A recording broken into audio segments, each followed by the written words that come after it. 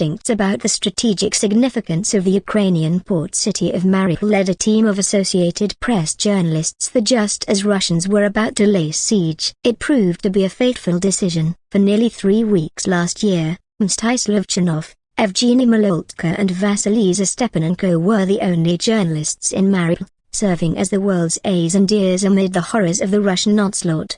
Together they helped expose the extent of the suffering Ukrainians endured, served as a counterweight to Russian disinformation and contributed to the opening of a humanitarian corridor out of Mariupol. They also had to elude capture by Kremlin forces that were hunting for the team. On Monday, Pulitzer Prize judges cited the work of the 3 Ukrainian journalists, along with Paris-based Lori Hinnant, in giving the Associated Press the prestigious award for public service.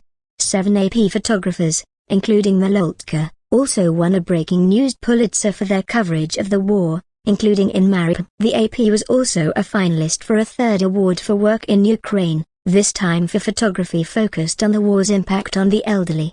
"This is how the AP should work," Chernov said Monday from Ukraine during a staff celebration of the prizes. "This is how we function. All of these people supporting one another and in the end producing work that is supposed to change the world for the better or at least not make it worse."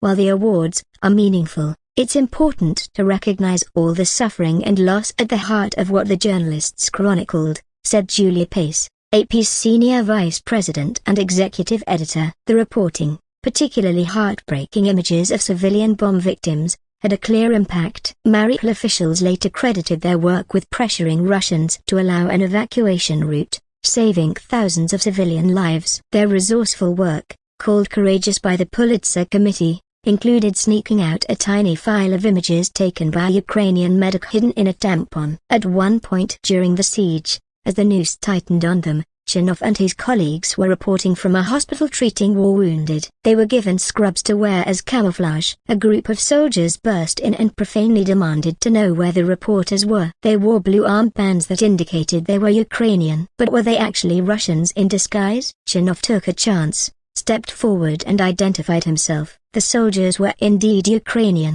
They loaded the journalists in a car, and they escaped the city, passing through 15 Russian checkpoints. It's not an overstatement to say the work was a true public service, telling the world of the war's human toll, dispelling Russian disinformation as well as opening the humanitarian corridor, Pace said. It was ambitious from the very beginning because it had to be, because the stakes were so high for us, for AP, for the team in Mariupol and for the people of the city, Hinnant said Monday on a staff Zoom call. We thought then that lives would depend on it, and that turned out to be true. The AP team that won the prize for breaking news photography in Ukraine included Maloletka, his 2nd Pulitzer of the day. Other winners were Bernat Armang, Emilio Mainatti, Felipe Dana, Nariman El-Mofti, Rodrigo Abd and Vadim Gerda. 8 photographers: Maloletka, Armang, Mainatti, El-Mofti, Gerda, David Goldman, Natalya Pisarenko and Petros Giannakarisa were Pulitzer finalists in feature photography for their package on the elderly in Ukraine. 2 journalists, Iranga Jawadna and Rafik Makbul, were finalists in breaking news photography for their work covering protests over the economic collapse in Sri Lanka. To be there is probably more important and more critical than ever, said J. David Ack, AP's director of photography. You can't make the moment that captures the world if you're not there, and being there is often dirty and difficult and dangerous.